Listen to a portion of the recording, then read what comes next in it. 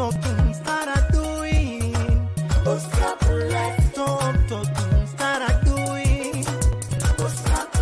looking to be more creative and innovative? And one of the keys to unlocking your potential is an entrepreneurial mindset. I like to say it's mission granted. No one is successful overnight. Keep on keeping on.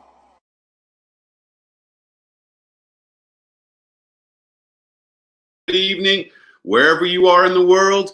Welcome to 31 Days to Padded 2. We are on day 19, and you know what that means? 3 months without a haircut. There's a lot of glue in here. Before we get started, I look forward to getting that haircut one day.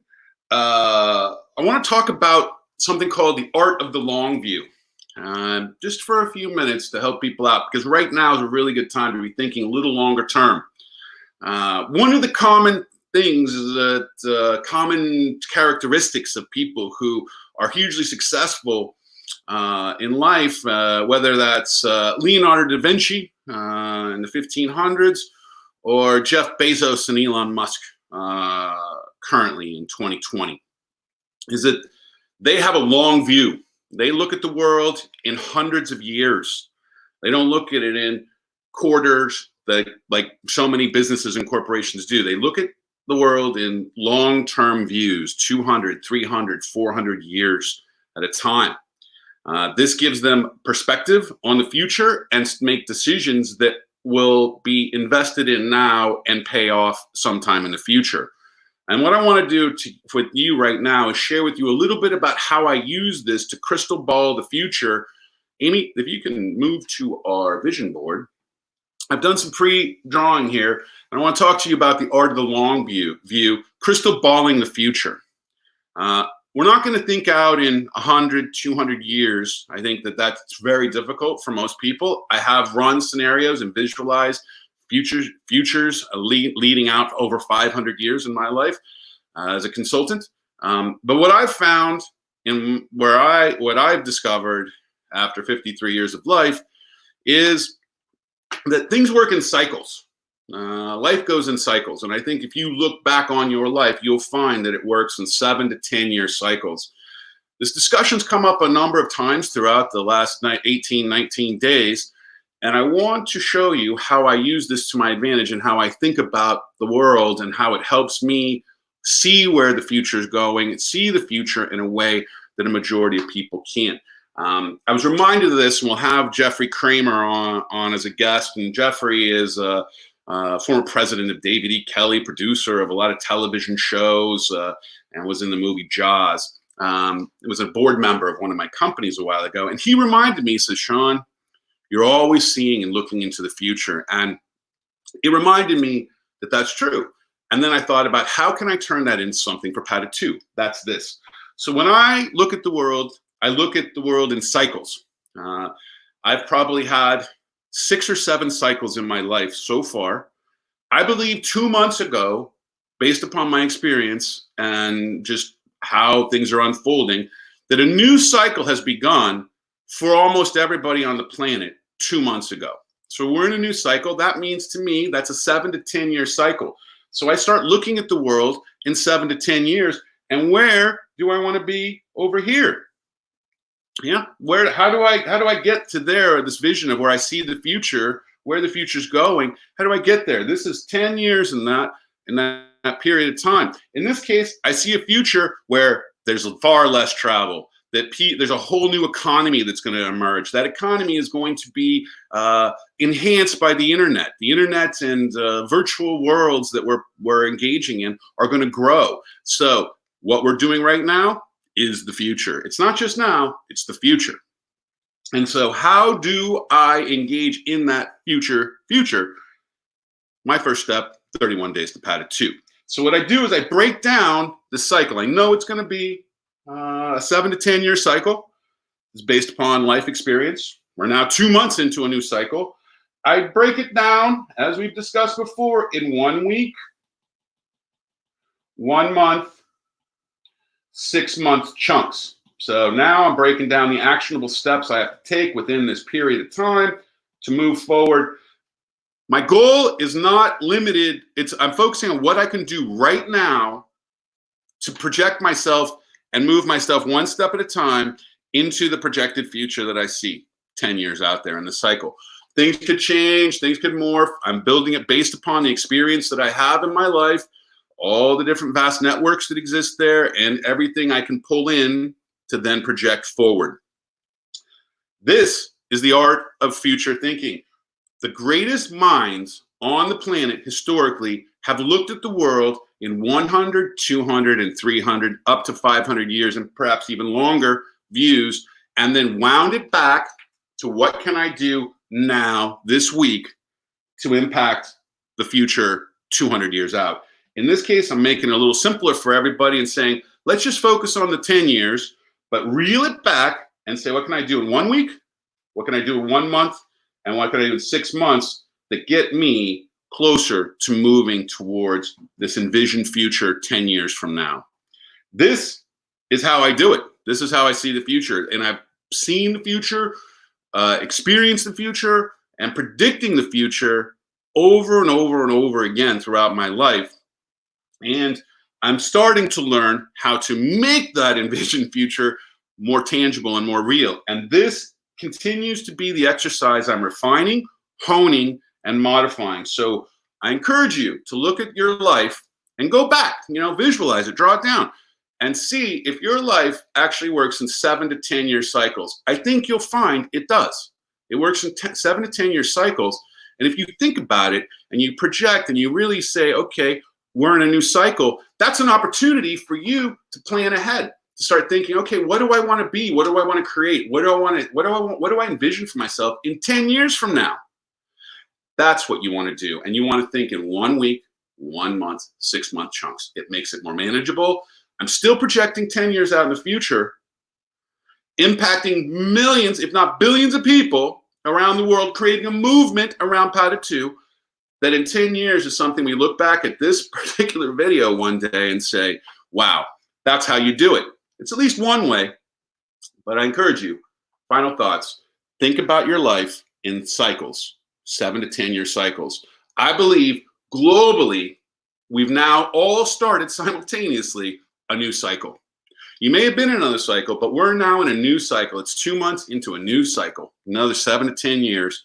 And start thinking about what you can do this week, this month, and the next 6 months to advance towards your dreams, your goals, your aspirations. You can do it. Amy, who's our first guest? David, can you hear me? Oh, yeah, yes. David, how are you doing? It's Sean. Good to see you. Yes, I'm doing well. Oh, yeah, nice. Nice to meet you too. What can I help you with? What question do you have? Mine may not be a question, but it's all about my business. Sure. Okay, time out. 1 second. Tell me, who's your customer? What's your product and service? How do you make money? I want you to tell me what's your product and service, who's your customer, how do you make money? 30 seconds. I just doing business here, but the only challenges I have is about the registration detail. Because for us here, we're in the camp. Mm-hmm. So, what's your to question? get registered, for me, I don't have any question, but it's all just about the challenges I have in my business. Okay, what's the challenge? Like getting my company, if I wanted to register, getting to register, it is hard. Because for us, like, for instance, me, I'm a refugee, so I'm in the camp. Going into those people who do registering, it is difficult. So these are the only challenges which I have in my business. For anybody who's out there watching, life in a refugee settlement is 2 to 3 times as hard to do anything, just the basic things in life is difficult. So David, I totally can empathize with the situation. What is your business? What do you do? What's your business? What are you selling? For me, I do sell general merchandise and assorted items. So it's a store. It's like a store, a retail store. Yes, yes, retail store. Mhm. Do you have one So store or two yeah, stores? like yes, like in case these NGOs when they come, when they wanted to buy, Mhm. they do ask me about the company registration details, which I don't have. So which make my business somehow hard. What you want to do though is you want to go talk to the folks at Alight, our partners there, Griffin Works partners there in your settlement. They have connections to the people who will come and help fill out those forms for you. So they'll help you register your business and facilitate you through that. So it makes it much easier, David. Talk to the Alight Yeah, folks. They'll help facilitate that so you can get that company registered. Your business registered. yeah, yeah. That is the only challenge that I do face here, and it is the one making me not getting money. But there is a lot of opportunity. But the only thing is that they could ask about the registration details, bank statement. We say we don't have it here in the camp. Yeah. So what you want to do is go visit Alight, the Alight office. Oh. Go to Alight. Yeah. They will help Uh, facilitate the registration of your business for you. They'll help you. oh, They'll facilitate that. Yeah, that's another challenge which I have in my business. But all other everything are going well. I'm doing well in my business. Okay, you're I'm going to earning. go David, time out. You're going to go talk to Alight about registering, though, right? You'll talk to Alight? Yes? I will take along without visiting them, but there is one guy who is the livelihood officer. He's the one used to come and he do visit us, and we do talk to him about all those about that challenges. So But within the settlement, we actually brought in a government official. That government official then walked through how to fill out the forms and was actually helping people fill out the forms. And since that time, Alight has set up, well, and I know COVID's come in, so I don't know what's happened with COVID in terms of this, but they were setting it up so that you could gain a better access and streamline that process to register your business. So they will help you. yeah. They will help facilitate that registration for you. So it gets Oh, easy. yeah, Easier. Easier. yeah. You Yes, know, I let got, me I let me got. ask you a question. Let me ask you a question about your business, David, because there was another business that's expanded into 3 or 4 other shops. They've grown from the one shop into 3 or 4. Have you thought about expanding your shop? Because what it did is it allowed them to have a greater buying power, so they were able to buy at a lower price because they were buying more and distributing it to all those other stores. Do you have a strategy to grow your store into um, other markets, other locations? Yeah, it is not that too much, but because for us here in the camp, we do rotate, and sometimes we also go to the neighbor, whatever, this citizen. We go to them, but we don't go up to Kampala and whatever, but Yeah, but just within the camp. but you could go into other towns and or other locations where there's a store, and so are you Ah, doing there is are system. you doing anything There to is make it easier for your there is customers? Like, are you doing any kind of there is delivery stuff? the problem is that this government here, they have a lot of restriction about for us here. Mhm. Uh, so it is hard for us. They don't allow us to go to move. So, Yeah. But you would be considered essential because you're providing food supplies, right? So you're an essential service. Is that right? yeah, we do. So could you set it up so that you were delivering the food to the people who were ordering food potentially? Is there a way for you to make it easier, create a convenience factor for? Because I know people, even in the refugee settlement, they have to walk and it's a long distance. Maybe there's a way you could deliver to some people, charge a little extra, and create some really goodwill and grow your business longer term because you'd be helping these people out, making life easier. Have you thought about that? Mm. Yeah, I didn't forget, but yes, I remember. I know it. I know it. Hmm. Give it a try. Yeah, You yeah. you can give it a try. Okay. But what you Yeah, want to do, yeah. David, is you want to contact the light. And I forget who's the livelihood officer there. You want to talk to them, our flight captain. Talk to them, and they'll help you get registered. They'll help make sure everything's filled out right. Okay, okay, I got you. I will try it. Try Okay. some home delivery. All right. David. Try some home delivery for people. Okay. You'll do well. Good luck, David. Thank you. Thank you. Thank you. Thank you, sir. All right. Yeah. Life in refugee settlements, everybody.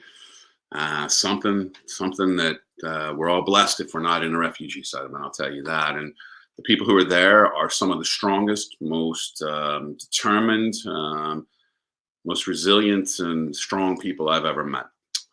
Amy, who's our next guest? Chu. Maybe. I don't see her, Amy.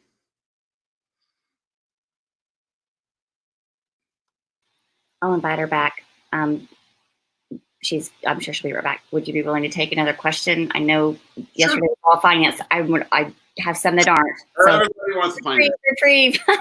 I'll work it out. Okay.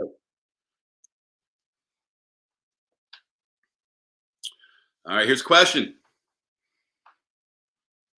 Shout out here to Norman Schwartz. Good morning to you, Norman. My partner and I have been talking about how our business will run after we are older. We have teenage children, and they help out now, and maybe they will want to be in the family business and take it over someday. What if they don't? All right. Well, first of all, you can't make anybody do anything they don't want to do. And so within family-run businesses, I always say it's degrees of dysfunction. What degree of dysfunction are you in related to? And some families there's no dysfunction, and then other families, can be just massively dysfunctional, particularly around business. And so I would focus in on the family, one of your children who is excited about your business, who gets involved in your business and is motivated by your business. And then nurture them, groom them, and start giving them more responsibility so they naturally will fold into a leadership role. Position them for it, help them understand that that's the role they're going for, make sure that they're completely on board with that. Since you have two siblings, you want to make sure the other one has an equal chance to step into that role. If they choose not to, it's their choice. Don't make it your choice that this one sibling is now in charge and is running the company and the other one's not. Even if they don't want to run the company, they may get upset and jealous and therefore create more tension and increase the level of dysfunction within the family dynamic. So I think that, number one, you can't make anybody do anything they don't want to do. And so if you force a child, and I've seen this happen before within family businesses, which I've consulted and advised a number of family businesses in my life. Those that forced the children into the position against their will, and you can see it in their faces, you can see it in their mannerisms that they really don't want to do this and they're being pushed into it and they feel an obligation because it's their parents to do it, then that sets up a recipe for disaster because that person now is disgruntled from the beginning. They're only going to get more upset and more frustrated over time because it's really not what they want to be doing. So that's a recipe for disaster. Don't do that. Find your son or daughter who is excited about the business, spend time with them, groom them, position them, and slowly over time give them more responsibility. So when you reach that age, and give them more responsibility as they show that they're able to take on that responsibility. So at some point, you can really step back and the business is being run by your children. That's my advice. Now, if they don't, and I would start having these conversations earlier than later. Don't wait. They may be uncomfortable. They may be confrontational. You walk away from the meeting or conversation at the end. You want to understand, is one of them excited, motivated? Are both of them excited and motivated to take over the business? If not, what you want to do is start looking for either selling the business, always sell the business at the high point if you can, selling the business or hiring another type of person to come in as a CEO or somebody to president, operational person to start running the business. And maybe it becomes something where they're running it. You're not part of it, but it creates a passive income for you as the owners of the business. So two ways I can see doing that. You could joint venture with another business. So there's a third way. You could partner with somebody. So there's a lot of different ways, but if your children aren't going to do it and you've created this business as a way to create revenue or a retirement plan with the hopes that your children will run it and then they're not running it, I would try and sell earlier than later. I would try to sell at peak, or I would try to find somebody else to run it so you don't have to be in it, and then you would get the passive income from that business, or merge it into another business. That can become more difficult because you as a key personnel may have to go with that new business in that merger and may have to, at least for a year, continue working within that business as part of the merger agreement. So I hope this is helpful. I definitely think starting now and having the conversations in a more meaningful way of this is our 1 year plan. This is our 5 year. In 5 years, we want to be here. And then find out where your children sit and how motivated they are to take on greater responsibility in running the business. I hope that's helpful. Thank you. Chu, can you hear me? Hello. Yes, I can hear you. Hello, Yes. Chu. Good. We still have a little bit of a lag, Amy. Chu, why don't you express what your question is? Can you share your challenge or question? Nice to meet you. As you know, my family had made ceramics in Hanoi, Vietnam. Yes, and we can make a lot, many kind of ceramics, such as household ceramic, decorative ceramic, or interior ceramic decor. And now we want to ceramic art. You can see our artwork on, and we want the head, such as analyze opportunity for this now also about something about how to create or develop a sales channel for this artist. Please help us. Okay, I think what I heard, and I want to make sure, Amy, were you listening to this really closely? Did you hear what I heard? But expanding the ceramics, you've got new ceramics you want to expand, and then you want to develop your sales channels for your ceramics. I believe that's what I heard. So I'm going to start there, okay? Now, I know a little bit about your ceramics because I eat off them pretty much daily. What I would say is this: you have some really unique pieces. You have those ones that light up, the lights inside, and then the windows are lit. You have, which is different than the ones they have in the United States.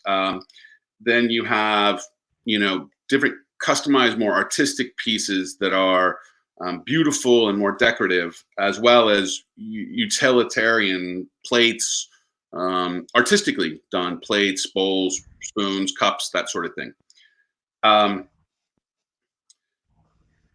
Do you have two levels, quality levels? So do you have like your high-end level and then like a more mainstream mass market kind of product? Do you have two products, mass market and then more high-end?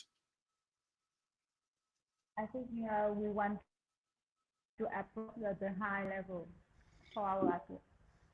Yeah. What I was thinking is this, though. I was thinking you have two levels. You have your high-end market, right? High-end market, and that you're plugging into architects, right? Architects, architectural designers, hoteliers. Although I don't know how many hotels we're going to be back in business right now, so that may not be the right market. But people are spending more time in their homes. They're spending more time, money remodeling. More people are spending money investing in their homes.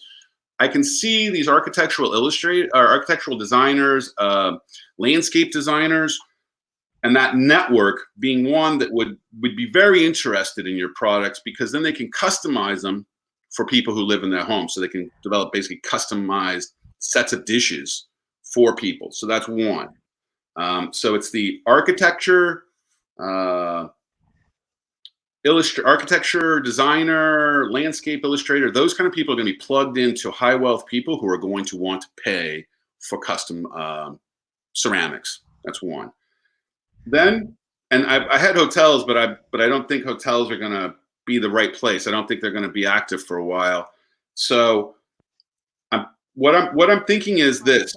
I'm thinking that you have your high end and you're leveraging networks within. Yeah, I can draw this. Hold on. Thank you. Amy. So leverage high end.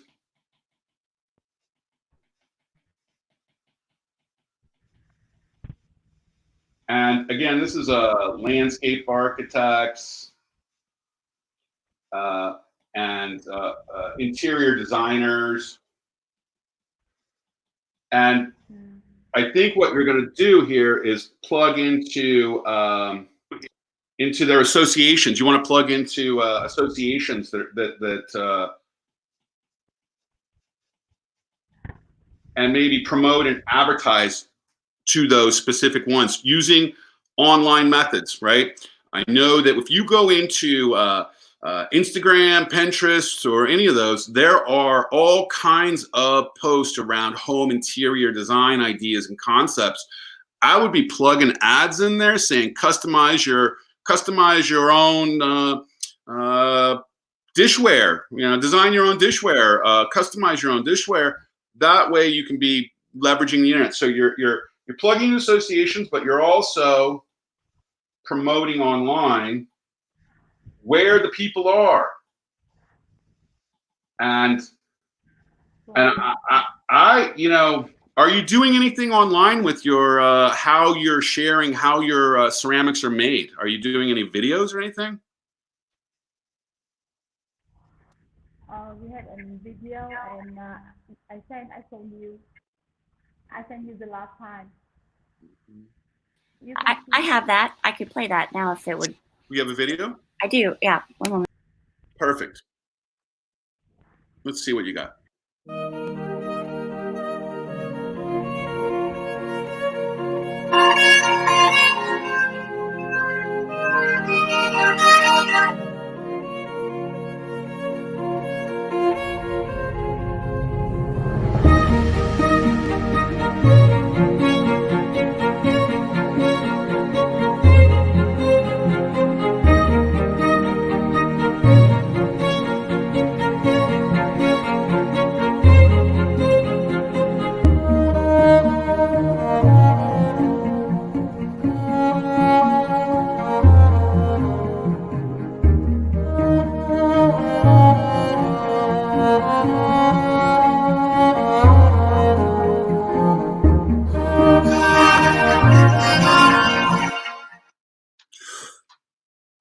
Beautiful, Chu. Just stunning pieces of ceramic you're producing in your studios there.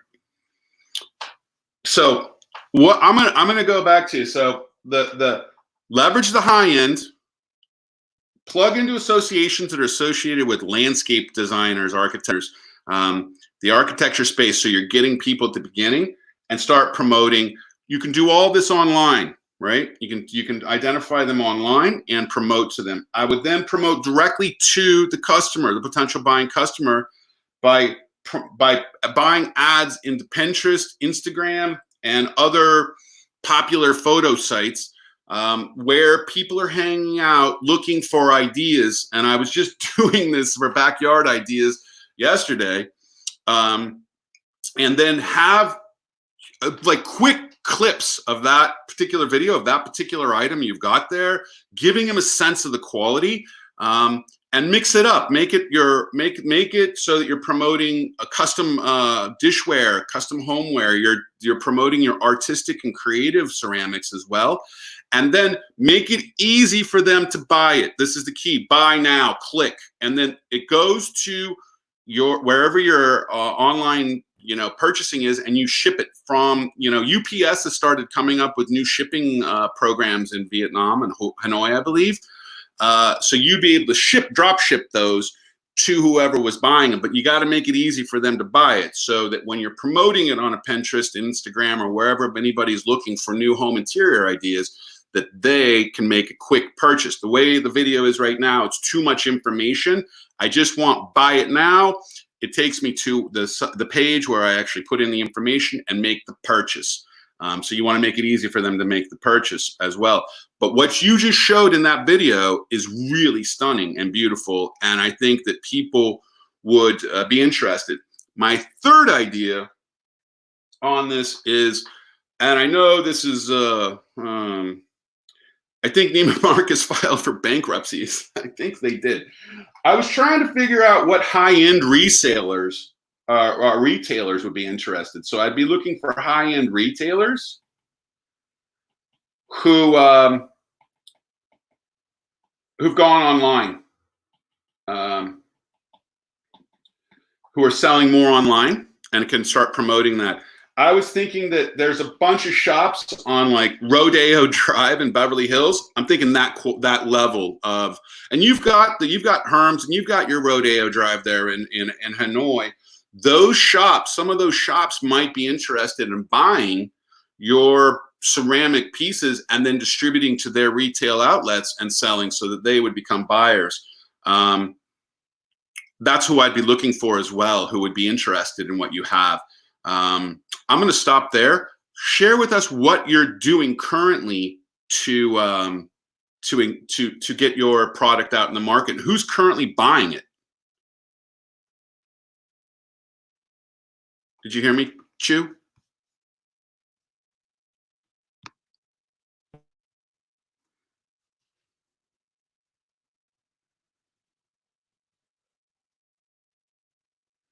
And Chu's stuck.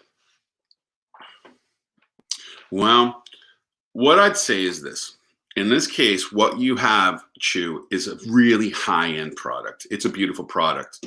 And what that piece is, I could see it catching on, I could see it being something that people are collecting, the different styles or different colors of that particular ceramic piece. And if they're being produced in larger quantities, I definitely would be finding outlets and distribution channels with retail stores that can put it on their site and sell it themselves. So you're trying to get as many different groups to start promoting it. But I think that promoting it online on Pinterest and others who are and Instagram, where people are searching for home interior decorating ideas, that this would catch their eye. And then experiment with the different product lines you have and create these short videos. I'm talking about 20 seconds, 10 seconds, 5 seconds that, buy it now. And they get the feeling, because that is really well produced. Again, I'm going to stop and you're back. What are you doing right now and who's buying who's buying those ceramics right now? A lot of people want to buy our ceramic, but almost is architectural designer who want to decor our or someone want to pick something for present for friend or family.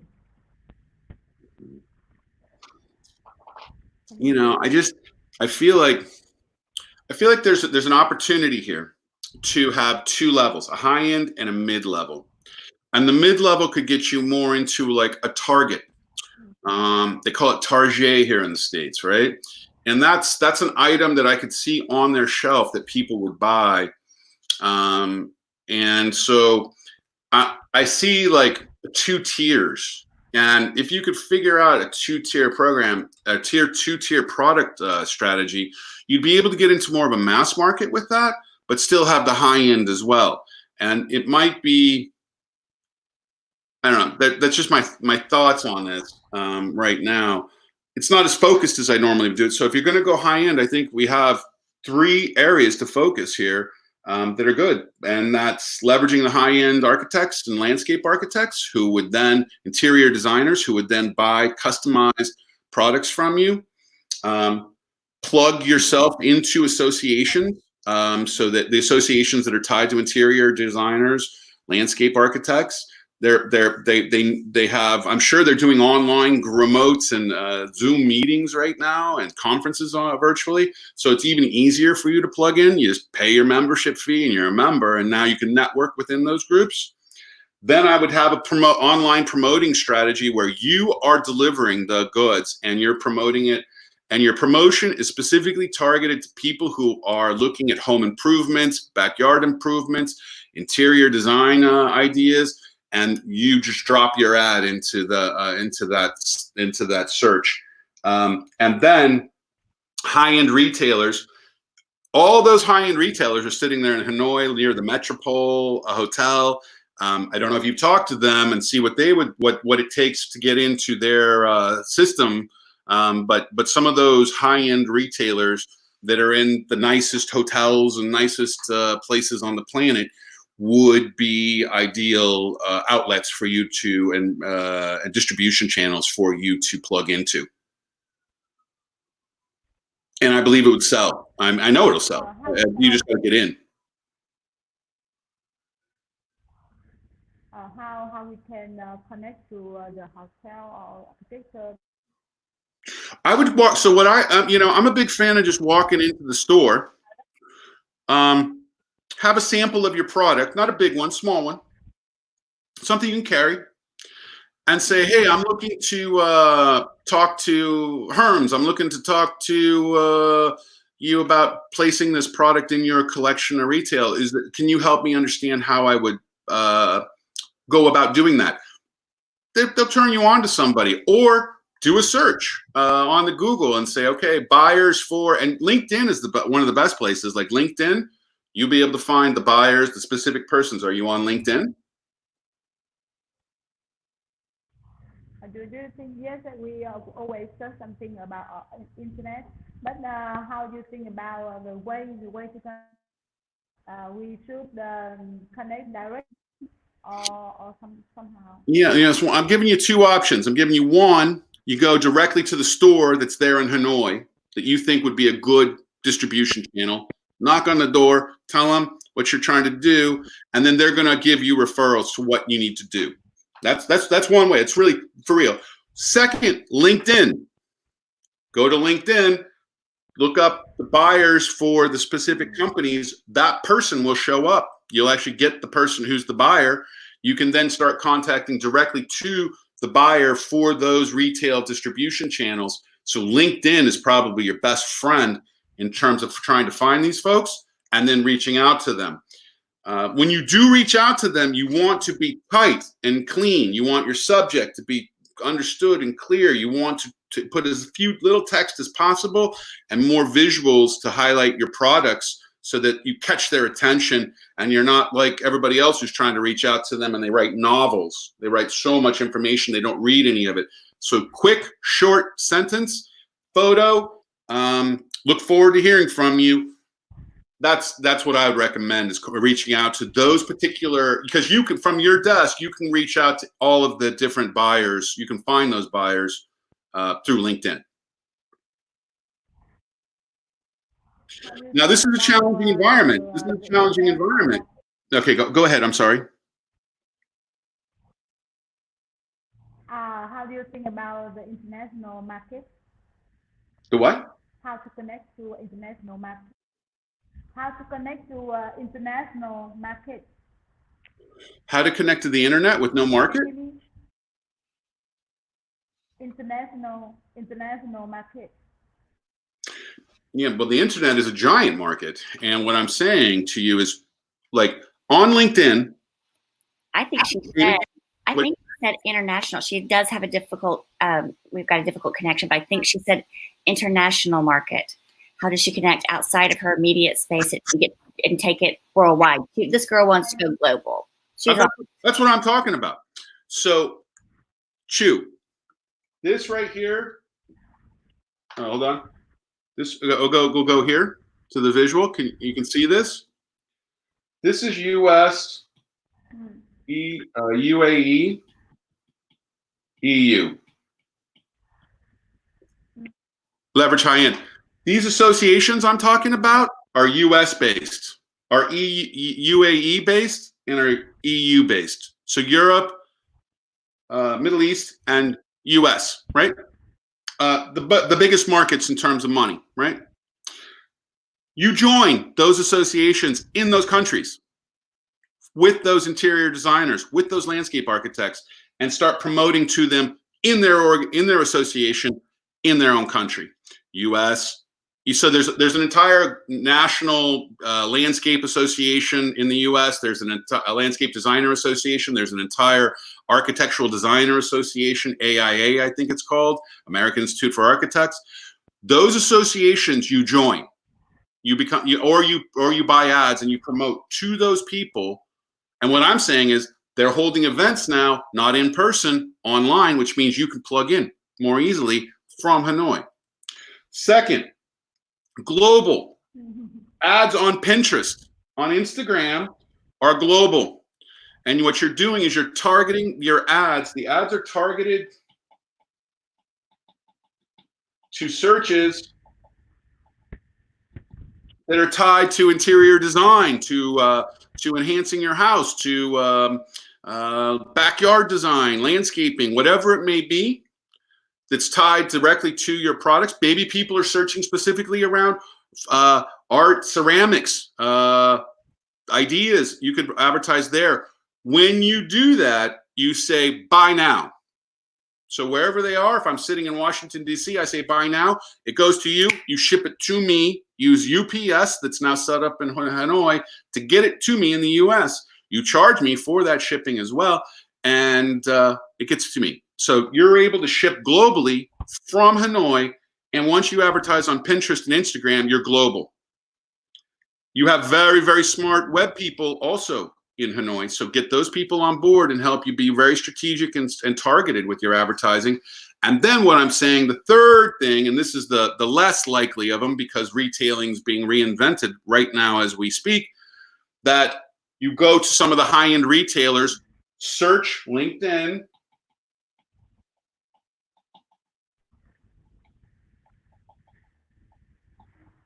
search LinkedIn for the buyers of the retail channels you believe where people will buy those products. And then reach out to those buyers and see if they would be interested in your product line or your products that you're making, knowing that some of them, that each one of them is unique, individual, and special.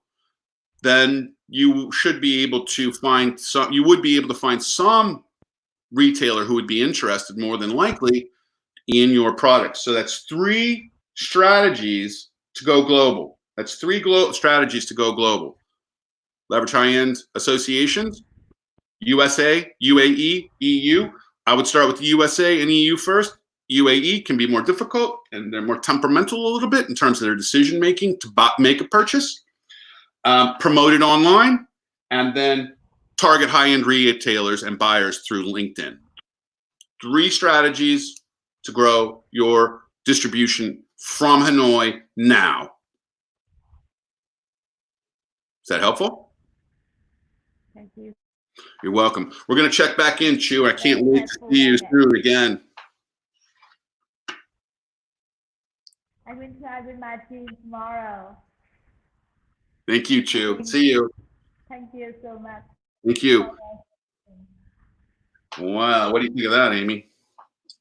That was really cool. And while you were talking, because that's kind of in my wheelhouse history-wise, I threw together some links real quick for her that I plan to send out. I think it would be a good start for her. Yeah, for sure. I mean, she just needs to understand she's sitting there and she sits on some extraordinary quality ceramics and she has a whole factory there making this up. It's pretty impressive. And so she just needs to take some action.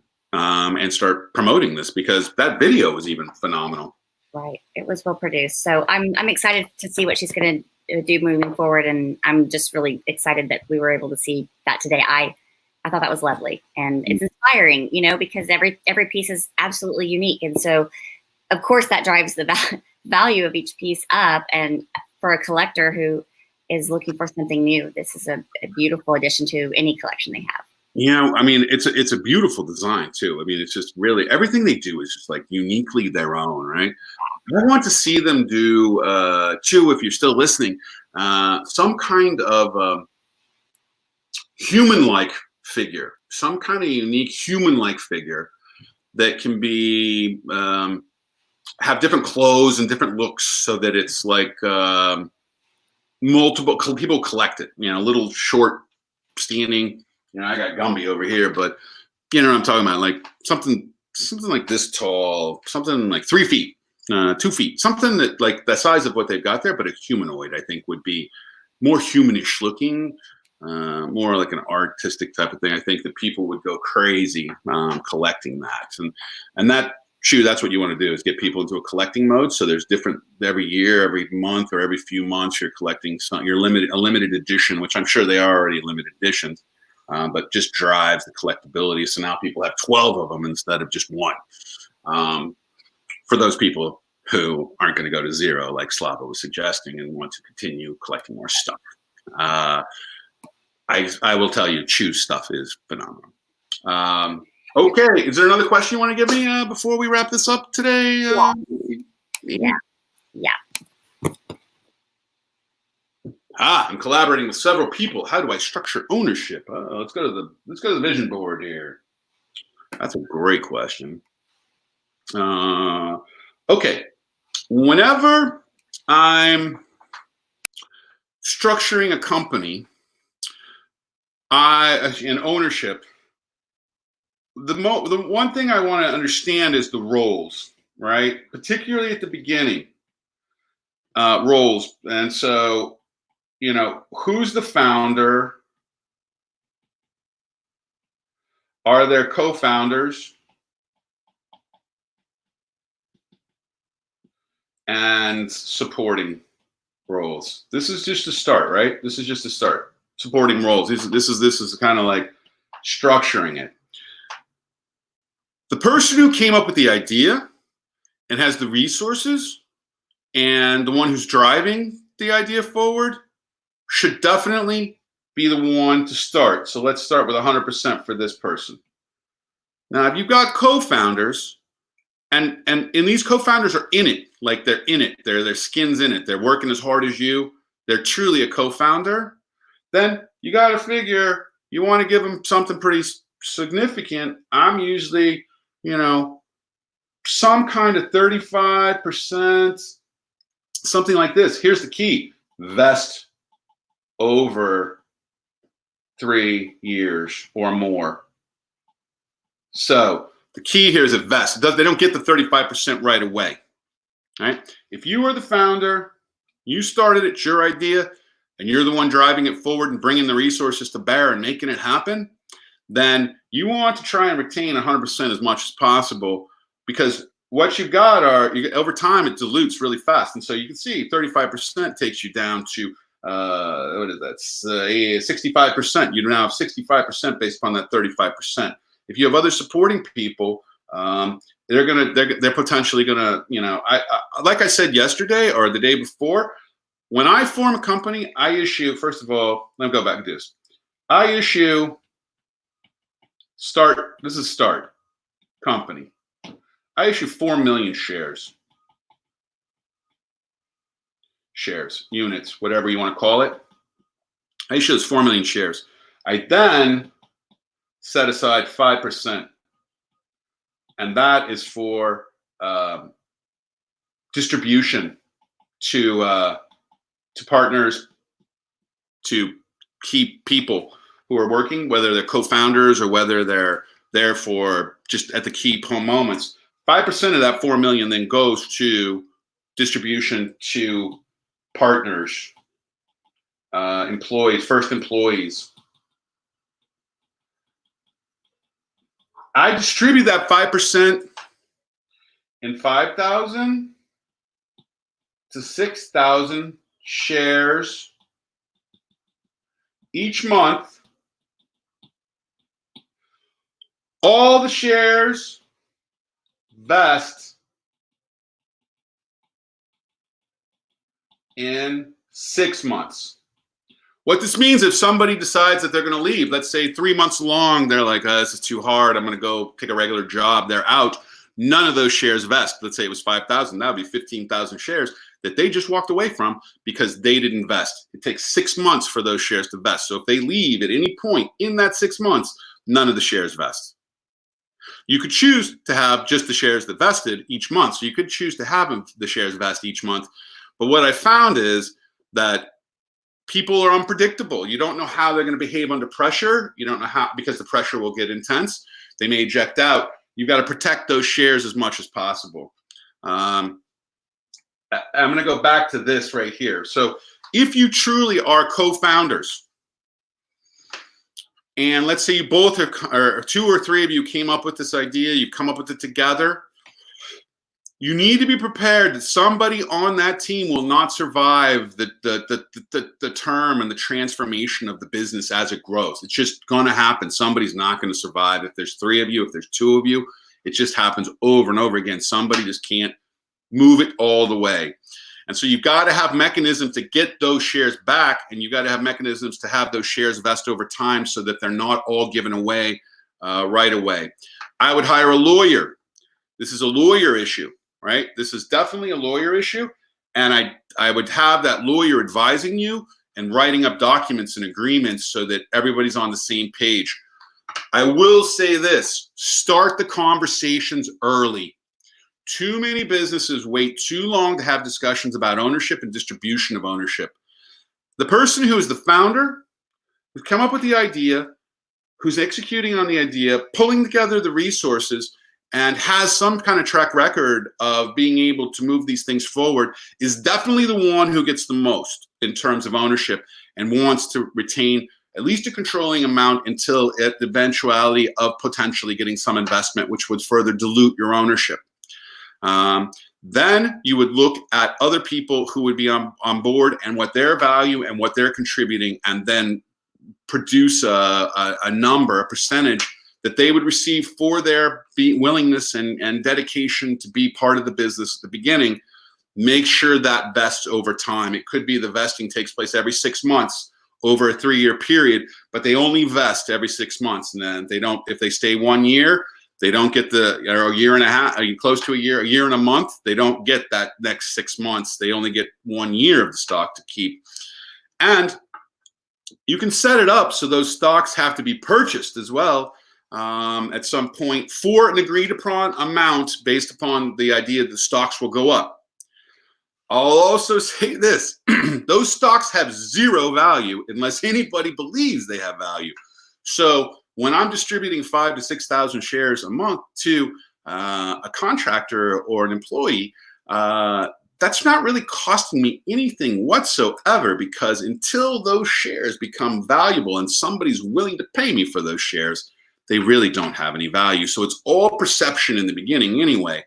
What is real is ownership and control of a business and decision-making powers. And so you want to be very judicious and cautious and careful about how you're distributing your ownership and distribution to co-founders or other people associating with your business.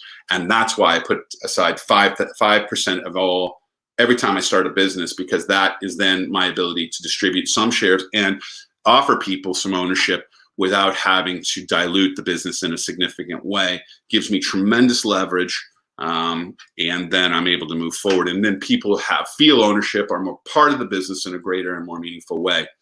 I hope that was helpful. We have another question.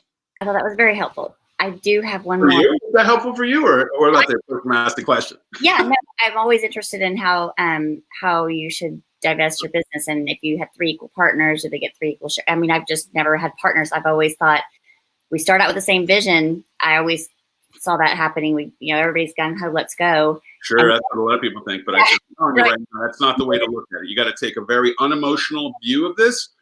it's also a great way to test the response from the folks who you're engaging in a conversation, because if they think all of a sudden I'm the one who's the founder and I came up with this idea, all of a sudden you now have really serious challenges that you can't move, that are difficult to move through. And if you've got 3 people, one of them's not going to make it. Most likely 2 won't. You'll be left with 1. I wasn't intentional leaving my little middle finger there.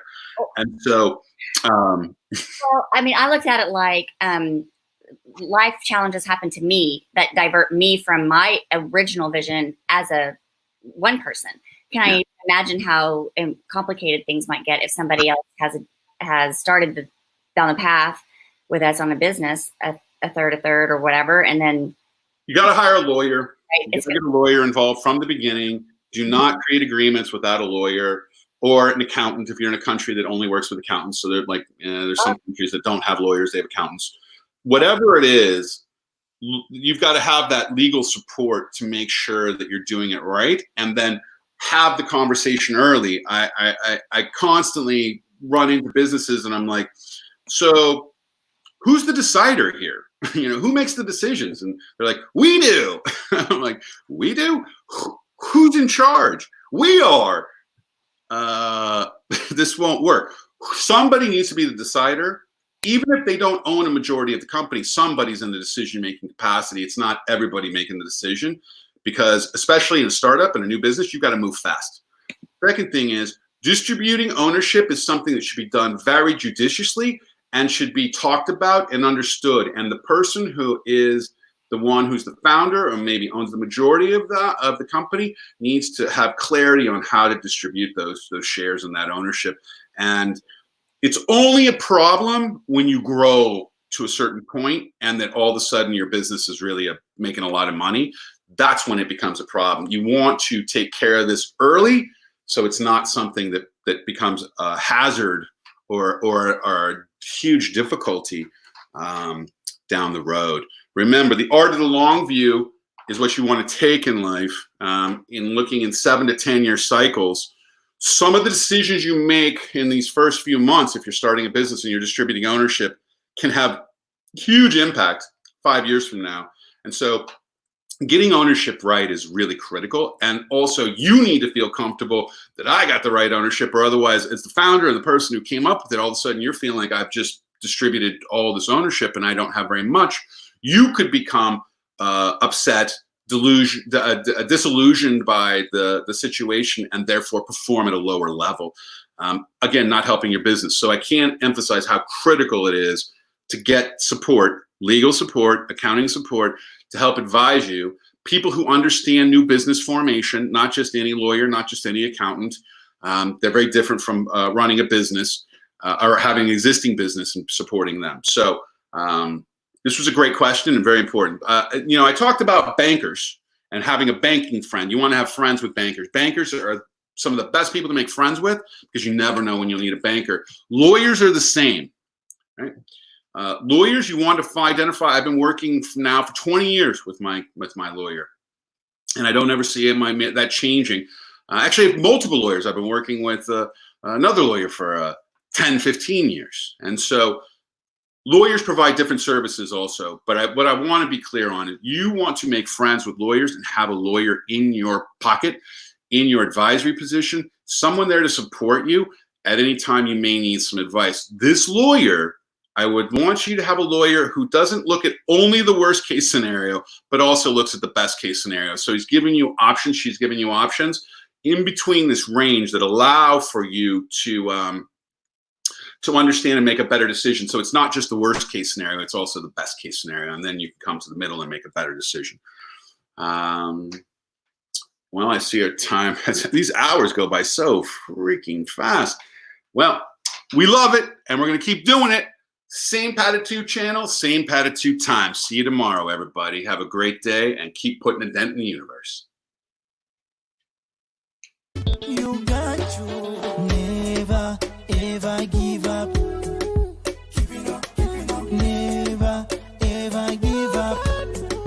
Keep it up, keep it up. Never ever give up. Keep it up, keep it up. Never ever give up. Keep it up, keep it up. Griffin works for life. Believe in yourself and you'll go far.